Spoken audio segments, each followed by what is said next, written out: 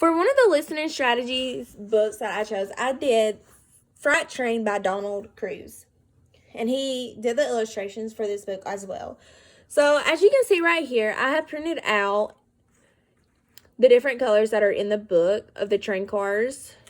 I got every single color here. And I'm just going to read you. On this page it says, red caboose at the back, orange tank car next, yellow hopper car. And each of the kids, I would do this more in a small group setting so that each kid would be able to have a turn. And I would read it and I would say, like, okay, so one kid is going to have the red car, one would have the orange, and one would have the yellow. And I would read the book and I would say, okay, if you have the red train car, put it on the red. If you have the orange, put it on the orange. If you have the yellow, put it on.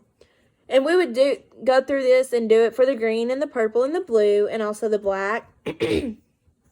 And then once we are done reading the book, I would say, okay, boys and girls, if you have red on, go line up. Or if you have yellow on, go line up. And we would do that. And I feel like that would be a good listening strategy because the children are going to have to really listen to what I say and listen to the color that I call out. And I felt like this was a really good book to do that with. And as you can see, it has purple, blue, and green in it. And then it also goes on to have the black. It has the black train. And then right here, it shows every single color. And for this one, I could use it for small group or large group. And each of the kids would have every single color. And I would be like, okay, find your black, or go put your black train car on the board. And they would put it on the board and put it in order. I would see if they are able to put it in order. I'll say, if you have your black, put it on the board. And then I'll go on to say, if you have your purple, put it on. If you have your blue. And then if you have a green. And I would switch it up and say, okay, I need you to get out your orange or your red train car, your yellow. And they would do this and use their listening skills to see which color I'm going to call and see if they can follow the directions as well. And I felt that was a really good strategy, and I felt that it was going to be a great listening strategy. For the next book that I picked Feast for 10. And in this book, the family goes to the supermarket and they go get groceries. I'm going to show you. So on this page, it has one cart into the grocery store. And for this book, I printed out and put little popsicle sticks on each of the numbers. And I have numbers 1 through 10, as that's what's in the book. So for this listening strategy of this book, I will say, if you have the number 1, stand up and come put your stick on the board. And we would put it on the smart board or on the wall. We have a little fretboard in the room, so we would put it on there. And each of the kids would have numbers 1 through 10. And some of them would have, they would just have the number 1 or number 2. But each of the kids will have these that they can use. And then we would say, okay, if you have the number 7, find your number 7 and get your number 7 and come put it on the board. And they would do that because on this page it says 7 dill pickles stuffed in a jar. They would get the number 7. And I felt like this was also a good listening strategy, as they have to listen to what number I call, and they have to find the number, and that also helps with number recognition, as they're having to find the numbers through all the popsicle sticks and get it out and put it on the board. And then also, You can do this in small group or large group.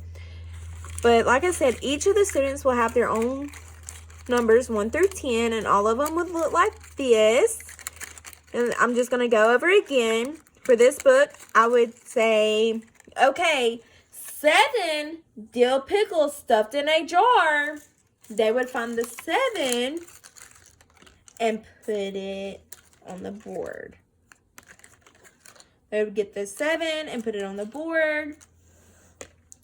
Or I would go, okay, 8 ripe tomatoes. They would find the 8, put it on. Okay, well, I need 9 plum potatoes. They would find the 9 and put it on the board. And that's what we would do for this listening strategy.